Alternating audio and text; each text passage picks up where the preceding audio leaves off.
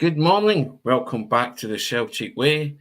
I'm Tony Haggerty and I'm delighted today to be joined by Josh McCarthy. How are you, Josh? Yeah, not too bad, Tony, for a Dreek Tuesday morning. Yeah, doing pretty well. No, how about yourself? Not too bad. How's your international break been treating you, or your lack of club football fixed? Do you climb the walls? Is it murder for you? Yeah, the same, to be honest. It's been pretty boring, pretty dull. I don't think the performances of Scotland in their games have helped with that. They've been pretty dire, but they've managed to get a couple of victories and they're in a good position for World Cup qualifying, which is good. But just desperate for club football to return this weekend, to be honest. And it will return on Sunday with a bang. Josh, Celtic travel to Tayside to take on Dundee at Dens Park. But before we talk about that, just say a thank you to our sponsors. And the Celtic Way is sponsored by It's Simply Furniture. They're located in Hillington, Glasgow, and It's Simply Furniture are an independent brand dedicated to bringing luxury and contemporary style into homes across the UK. With over a decade of experience in furniture retail, they meticulously source only the finest pieces curated for quality, comfort, and timeless designs. From elegant, easy for me to say, Josh, from elegant sofas to statement dining sets, their handpicked collections offer exceptional value without compromising on style, and their dedicated team ensure that your furniture is delivered with care right to your doorstep. And if you want to see that beauty up close, you can visit their stunning showroom in Hillington, as mentioned. And if you mention the Celtic Way, you can get a special in-store discount. And all the links to their social accounts will be in the description of this video. Josh, we welcome club football back with open arms this weekend, don't we? Can't wait for the return of Celtic in action.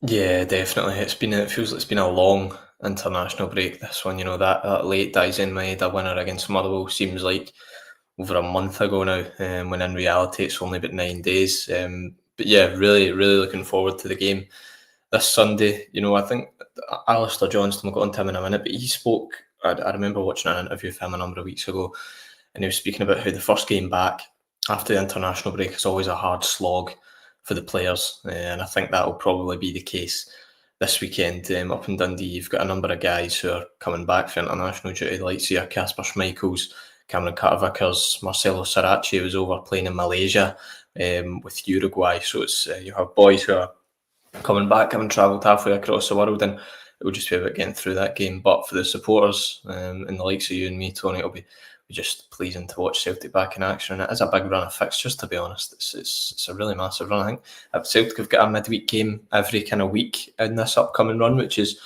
good. The more games, the better. Yes, indeed. Now, you mentioned Alistair Johnston. Ryan mentioned him yesterday as well. There was clips of him in training. I think he even put up an Instagram post, see you soon, something like that. Now, Ryan was saying he doesn't care about the fitness or lack of therein. If Alistair Johnston is showing some sort of fitness and looking like he's on the way back, he goes straight into the team for Sunday. Josh, what's your thoughts on that? Yeah, well, I think he will go into the game on Sunday by the looks of it with a full week of training, given that he trained yesterday. So he'll have a solid 5-6 days in the bank of getting up to fitness.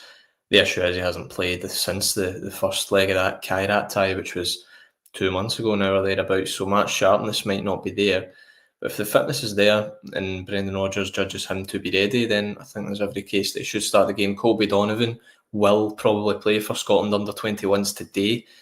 Tony Ralston obviously played more or less the full 90 for Scotland on Sunday. So if you have a fully fit Alistair Johnston, I think he should go straight back into the starting lineup. And me and you both know that the right wing, the right-hand side, is one of Celtic's weakest areas, at least at the top end of the park. Yang Kyun-Jun, James Forrest, the only natural right wingers at the club. And while Colby Donovan is very much impressed, Tony Ralston, he's been okay, he's not been great. Alistair Johnston gives you so much more going forward on the ball as well, bombing to that byline, making underlapping and overlapping runs. So I think he'll make a massive difference to Celtic's attacking output when he returns from his injury. When he does return, though, obviously, on you go. He's missed the last 9 games, Josh. Now, I know you particular would have been interested in how Colby Donovan fared, but Alistair Johnston has established himself as a kind of mainstay of this Celtic team, hasn't he? 115 appearances, trophies. He's got 56 caps for Canada. Those stats alone tell you his importance to both club and country. But I know you in particular will have focused on Colby Donovan deputising for Alistair Johnston. But as you mentioned there, Celtic function better when Alistair Johnston's in the team, but Colby Donovan has been an able deputy there. He 100% has. I would say that his performances have perhaps outshone Anthony Ralston's when the both of them have kind of deputised for Alistair Johnston. It's been a really good opportunity for him to come into the team, get a number of 90 minutes under his belt. He's started 2 European games. He came on for the latter stages of that Kairat tie in Almaty in Kazakhstan. Started some league games, obviously against Partick Thistle in the Cup as well. He had that moment at the end of the game, which was brilliant to see when Brendan Rodgers let him take the acclaim of the travelling supporters. And I think everyone would agree with me in saying that he's not really put a foot wrong when he's played for Celtic, which is good to see. Going forward, though, with Colby, I think it's going to be intriguing to see how Brendan Rodgers handles it. Obviously, we know Alistair Johnston, like you alluded to there, is the number one, undisputed first choice Celtic right back. So whether Colby Donovan continues to get the chances, obviously you have Anthony Ralston there as well. So I hope he continues to get his opportunities. Hopefully he's not cast away back into the abyss. We'll just have to wait and see what kind of happens with him. But he's done really well when he's come into the Celtic team, and it's been very pleasing to see. The only frustration I would have from an academy point of view is Colby Donovan's rise hasn't been by design. It's just been by chance, 2 kind of injuries at right back, by accident, which is a bit of a frustration. But that goes back to the whole academy wrongdoings as a whole, which we could spend a whole podcast speaking about. But he's done well when he's come into the team, and that's been pleasing to see. Yeah. Guys, get your questions coming in as well. Myself and Josh will answer them as honestly, humorously as possible, if that's the case. Obviously, it's international break. Things can get a bit slow and quiet, but we can answer your question if you want to fire them into the comment section. I'll flick a few of them up. On the website today, I've written a piece about Celtic's next 7 games. Josh being season defining in terms of where the club go and obviously Rodgers' managerial reign as well. So you can have a read at that, guys. It's the 7 games between now and the next international break. There'll be 4 league games, 2 Europa League games, and the small matter of an association football semi-final against Rangers in the League Cup at Hampden, sandwiched in between all of that. So you can have a look at that. But I tend to agree with you in terms of Colby Donovan. I've liked what he's brought to the party. Thought he's been an excellent deputy for Alistair Johnston, and also, as you say, I think he has outshone Tony Ralston at times. But there's a few comments here, Josh, about Alistair Johnston participating on Sunday. I'm of the opinion that if he's fit, but I would reintroduce him gradually, because the hamstring is one of those injuries that, it does take time. And, the 9 games that he's missed, that tells you how serious it was. So I'd maybe give him some minutes, and then he gets another week's training, and then obviously Celtic go to Tynecastle, don't they? That might be the one I would be prepared to bring Alistair Johnston back for. But I'll flick up a couple of comments. And, Frank Kennedy, AJ shouldn't be resting Sunday, saving for Sturm Graz and Hearts. That's fair enough. That's an opinion that I think a lot of people might share. Seamus Gallagher saying Colby Donovan should start on Sunday, and if we're winning comfortable, bring Alistair Johnston on. My thoughts too. And P. McLaughlin's sharing your opinion, Josh, that Donovan's been the one shining light in a terrible period. I wouldn't say it's a terrible period, but it's maybe not a period that Celtic fans have enjoyed. And Dennis Jameson coming in and saying need to be careful rushing back Alistair Johnston. No, we all want him back as soon as possible, but rushing him back maybe too soon might be a mistake. Hope he's wrong with that. And I think that's most of the Alistair Johnston chat there. Would you go along with that, Josh? I think it's saying there, yeah. Yeah, I mean it's a tough one, obviously, like you say, with a hamstring. It can be very a difficult one to recover from sometimes. But if he's fit, if the manager adjudges him to be fit, then he will play. But you have an able deputy there in Colby Donovan, who's already played a number of games for Celtic's first team, and he's got them under his belt. So I think Rodgers would have no qualms, to be honest, in playing Donovan in the game on Sunday. The only gripe is he's kind of played for Scotland 21s last week. He came off at half-time in that game because they were 5 or 7-0 up against Gibraltar. I don't know if he's going to play again tonight. That might be a factor in Rodgers' decision. Obviously, Ralston's there as well. So, yeah, it could be a situation where one of those guys play. I hope it would be Donovan until, 60, 70 minutes, and then you bring Alistair Johnston back on. And you obviously have Sturm Graz, a couple of days later in the Europa League at Celtic Park. You've got Tynecastle, so the fixtures keep coming thick and fast. So you just need to manage them. You need to be very careful, because the last thing you want to do is chuck them back in from the start, maybe against Dundee this Sunday. I mean, it's a game I think everyone would probably agree that Celtic should be able to win without Alistair Johnston. Sure. So even if you just need to be very careful, because you don't want to chuck him in for the start on Sunday and then all of a sudden it flares up again. Then you're in a worse situation. Allowing for the opposition under Presley who haven't actually set the header alight, and you just said there it's a game Celtic should be able to win. But on current form with Celtic, that's no certainty, is it? And I think that's what the kind of frustration has been since the start of the season, Josh, that Celtic are needing some kind of spark to ignite them. And the premise of my piece about the 7 games is hopefully this is the spark. They can go on a run and register a lot of wins in those 7 games, because they are capable of it. But certainly the form this season has been patchy and ropey, to say the best, both at player level and management level. Yeah, definitely. I think everyone spoke about that Motherwell game before the break being a turning point with a last-minute goal in the manner in which it was won. You'll only really know if that is a turning point in this upcoming run of fixtures, if Celtic string some wins together. I think Dundee should take care of itself this weekend, but the game against Sturm Graz next Thursday, the Austrian champions, if you don't win that, you can forget about the Europa League as a whole, in my opinion. Then you've got a tough game against Hearts at Tynecastle, and they just keep on coming. So they do need to put a run together, and Brendan Rodgers needs to get the team to click. He's got a lot of square pegs and round holes, but I think the team have shown, not consistently, but they've shown in flashes that they can be good, they can be fluid, they can play well at times. So it's just about bringing the consistency of that and getting it in a run of games. And I think, to be fair to the team, a win like that last time against Motherwell can breed confidence. And if you get another comfortable win against Dundee this Sunday, the confidence will keep coming and keep flowing. And then all of a sudden, like you say, Tony, you're on a run in this upcoming games. But the proof will be in the pudding when the fixtures actually come round. Here's a question, Josh.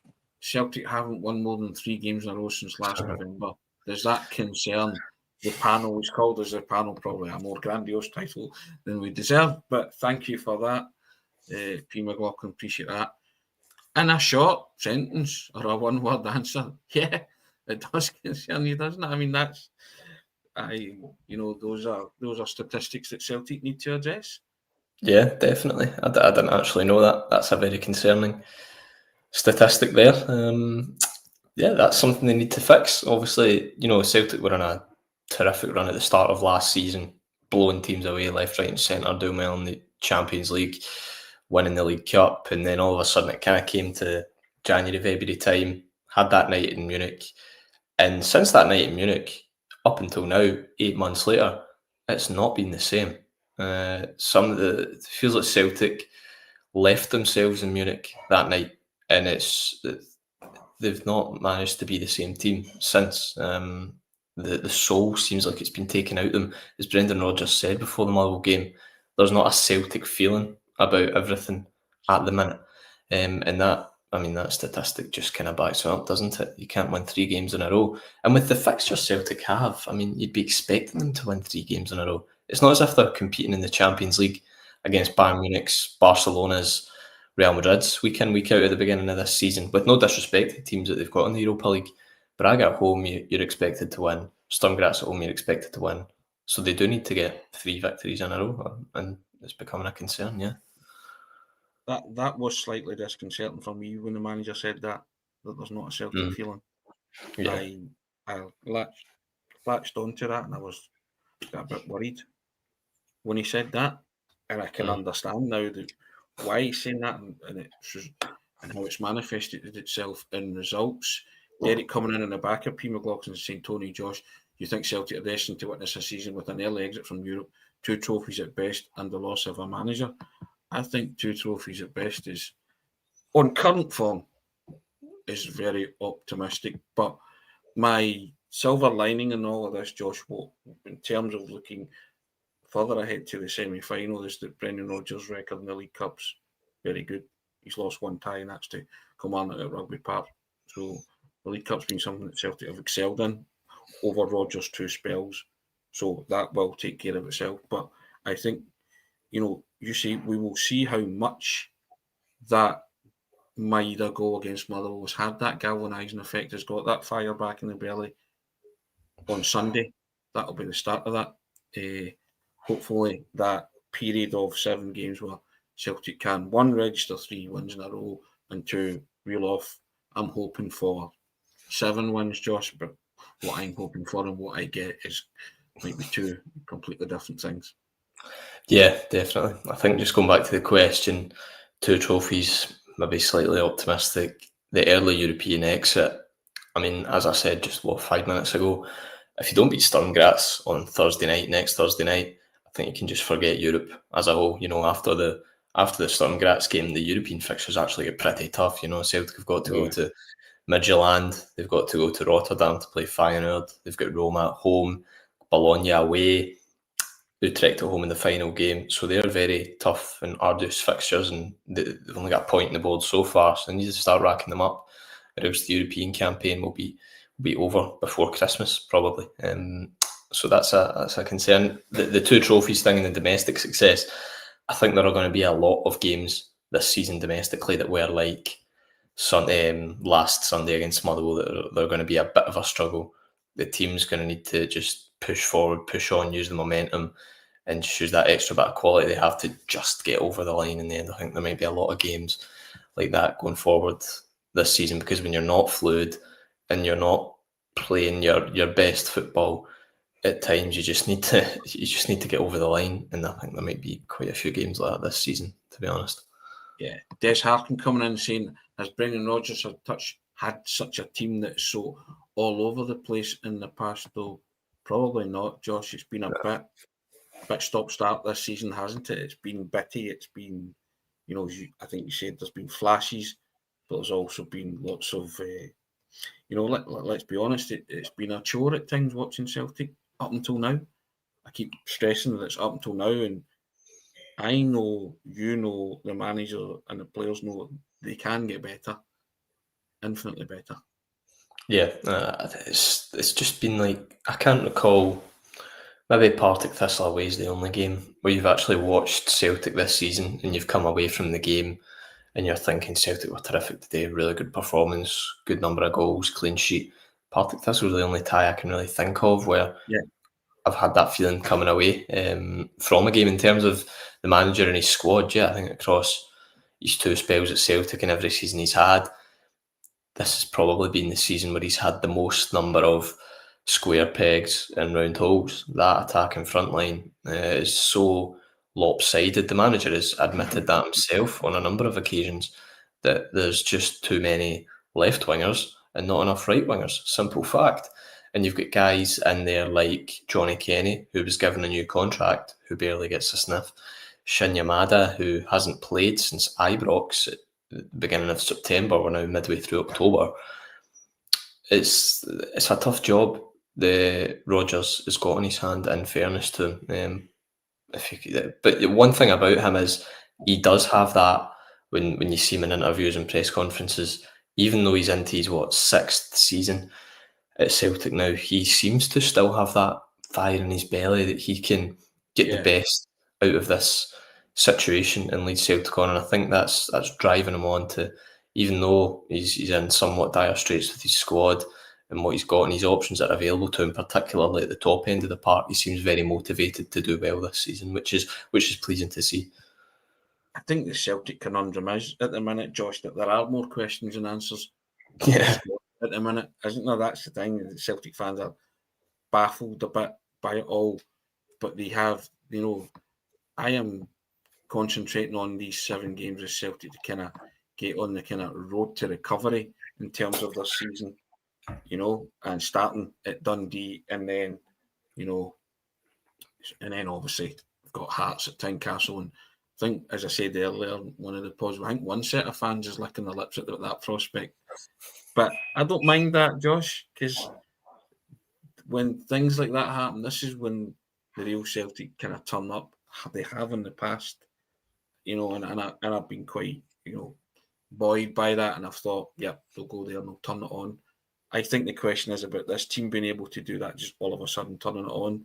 But Maestro 95 says it could also be a morale booster, go on a run, build momentum, find Celtic's best 11 starters. That's been the crux of the problem, hasn't it, Josh, this season? Yeah, 100%.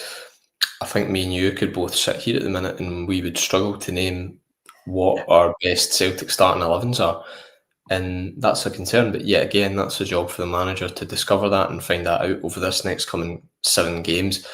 And, if it doesn't start to click and he still doesn't discover what Celtic's best team looks like, or best lineup looks like in these next 7 games, all of a sudden you're into November and it becomes really tough to work on the training ground and drill kind of new ideas or fresh things into the players when you have a significant and have a busy schedule, a significant run of fixtures. So this is a really crucial period for Celtic to really buckle down and discover their mojo and find it, because if they don't in this coming run of 7 games, well, it's going to become really tough to discover it in the remainder of the season after that. But yeah, that Tynecastle game a week on Sunday, that's huge. There's a really positive mood at the club at Hearts, and they only really have to focus on domestic, on the league. They don't have anything in Europe to worry about. They've only got 1 game before that. They travel to Kilmarnock on Saturday, then all their eyes are on the game against Celtic at Tynecastle. Under McInnes, I mean, I said it before the season started, even before they were doing well, Tynecastle will be a really tough place to go under Derek McInnes, a cauldron. You could say it's going to be like that a week on Sunday, and that's when we'll see the real mettle of this Celtic team. And because, I mean, you can talk a lot about going to Ibrox last month. That was a strange derby. I don't think you could class that as a normal derby game. It was tame. Atmosphere wasn't quite there because of the mood surrounding Rangers. I think it'll be a much tougher game at Tynecastle a week on Sunday, and that's when you'll see what guys like Sebastian Tenekte, Kelechi Iheanacho, Marcelo Sarachi, if he plays, what those guys are like when it comes to the crunch in a big, massive domestic game where it means a lot. The biggest irony for me, Josh, in terms of Hearts at this minute, they've got momentum. I mentioned in the piece that the win against Hibs was a statement that they won that match in the most Celtic way possible. Keep going to the end in an injury time goal. And if you're not taking them serious up until then, I think you had to take them serious. After that, I had taken them seriously in their challenge. They're at the top of the table on merit. But again, I think that can be a good thing for Celtic in terms of focusing the mind and sharpening the brain. You are second in the league now. You are going to Tynecastle, all being equal, to try and regain top spot. Sometimes, better being the hunter than the hunted. You cannot afford to switch off. And conversely, if Hearts beat you, they could be looking to go 5 in front, which is no mean feat. And, at this moment in time, with Celtic's form the way it is, that would be a decent cushion for a club like Hearts. 100%. I think that's unthinkable at the minute, though, for Hearts to go 5 points clear as we enter November. It's not inconceivable, is it? That's very true. That's very true. Not inconceivable, yeah. The only saving grace is, I believe, Celtic play Hearts at Celtic Park at the beginning of December. So they would have a chance, just over a month later, to cut the gap again when Hearts come to Parkhead. So, yeah, it wouldn't be the end of the world, and it would by no means be season over if Hearts beat Celtic a week on Sunday, but it would put a real statement. And they have had, like you say, a number of statement wins so far this season. And people will naturally draw comparisons to Aberdeen last campaign, and Aberdeen did get a number of last-minute winners in their run. I just think with this Hearts team, they've got a bit more quality, they've got a bit more depth, they've got a manager who is very familiar with the league, who knows how things work, knows the Scottish Premiership, and as we keep alluding to, they don't have Europe either. The only competition they can focus on is the league and the Scottish Cup when it comes back around. So, yeah, how long they sustain this challenge, I think, is going to be the most intriguing thing for me with Hearts. Yeah, indeed.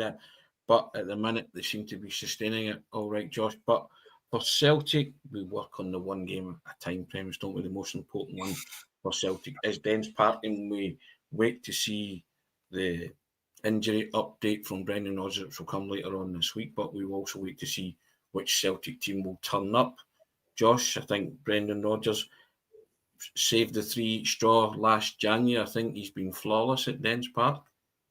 And both of his spells, he's won every match up until that 3 each in January, which was a bit of a pulsating match. So, yeah, it's a happy hunting ground for Celtic traditionally, certainly under Rodgers. Yeah, and they're against a Dundee side who, let's be honest, haven't done well this season. They got a result at Ibrox. They probably should have won that game. They were 1-0 up in the dying embers, and then they draw 1 each. So they've shown they can do well against the kind of bigger sides, but I think it's a game where Celtic should be looking to go and rack up some goals, get the confidence right back in amongst the fans and amongst the team. Even if you do that, you still need to back it up a couple of days later in the Europa League. So, yeah, I'm intrigued to see the manager's team selection, who he goes with, who gets the nod, who starts, especially that right back area with Johnston, whether it's Tierney or Sirachi at left back. There are a number of, like we say, we don't know what Celtic's best 11 is at the minute, so naturally there are a number of questions over who starts. You'll have Hearts playing on Saturday. They travel to Kilmarnock. If they win that game, they go 5 points clear.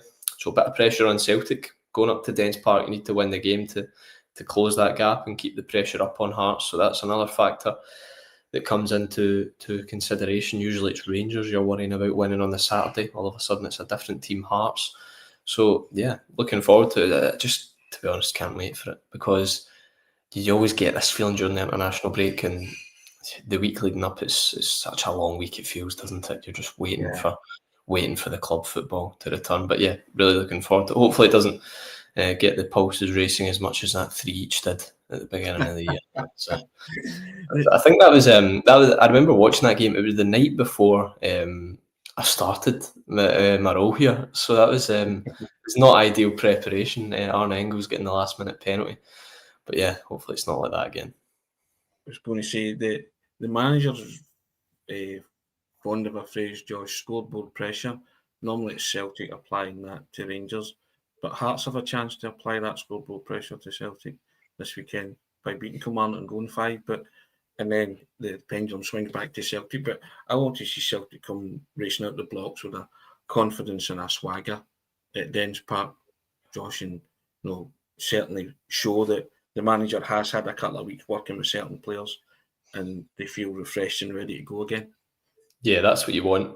I mean, the midfield guys, Benjamin Negrin, I think it's the only midfield player who's away with his country. So McCowan, Engels, Hatate, McGregor would all been at Lennoxtown over the past couple of weeks. I believe Engels was down in London at the weekend. I think the players maybe had a weekend off. But yeah, a lot of guys still at Lennoxtown, so that's good for the manager to really drill some ideas into them. But he said it before the break that it's sometimes difficult when you've got a number of your key players away on international duty. The 2 goalkeepers, Sinisalo, Schmeichel, both away. Tierney away, Ralston away. You could rhyme off, I think it was 11 first-team players Celtic had on international duty. Yeah. So that's a significant chunk of your squad. But with the guys that are there, you're hoping that they've had a good couple of weeks in the training ground and that they're ready to go and fully fluid on Sunday. Biggest question today, Josh, most people are asking why I'm wearing, which is a Manchester United club tie. I'll explain to them. The more astute amongst you notice that I am wearing the tie. It's in fact a Manchester United club tie. And for those of you who tune into the pod and are subscribers, it's in honour of a dearly departed friend, Chris Roberts, aka the wee Mank, or Robbo, as he was affectionately known. Big Manchester United fan. And Chris was a former colleague of mine and a fellow sports journalist who was taken away from us through illness in October 2014. and all the lads at the Daily Record wore the Manchester United tie to his funeral. And it was a tradition that I vowed to keep going when I left the newspaper in October 2019.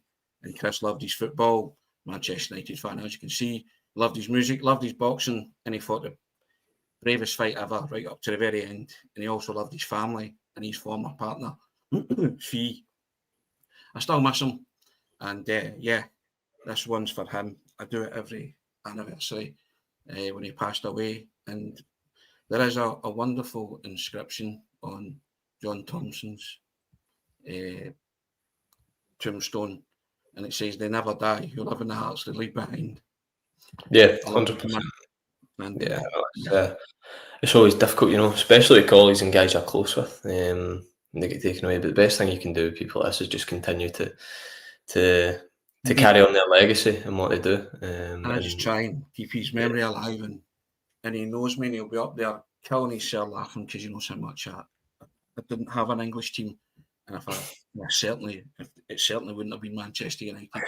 So we used to laugh about various things, and as I say, Andy he was a specimen. He was a fitness freak, and they named the gym in the Daily Record, former Daily Record building, Robbo's Gym, because of him. And he was a wonderful person and a great lad and a brilliant wee operator. So that's the reason for the tie, guys. And so thank you for indulging me and letting me say that. But all roads lead to Dundee on Sunday, Josh. Yep, the Celtic Way will be there covering it as per usual. We'll keep the build-up going through the rest of the week, but club football returns. You can't beat it, Josh. International football's okay, but I need my regular club fix. Yeah, definitely. I know. I don't mind. I was sitting actually watching last night a couple of games. I was flicking between Wales versus Belgium and then Northern Ireland against Germany. Both games on the BBC last night. But yeah, as much as they're all right to watch, I don't really care, to be honest. Is Slaven Bilic that video that comes out? To be fair, I don't care. Club football is where it's at, and thankfully it's back this weekend. Indeed. Josh, thank you so much. Appreciate it. Stellar contribution today on the podcast. Always good to talk to you, sir. And we'll do it all again. Same back channel, same time tomorrow morning. Don't know which combination it'll be, but thanks, guys. Appreciate it. Take care. All the best.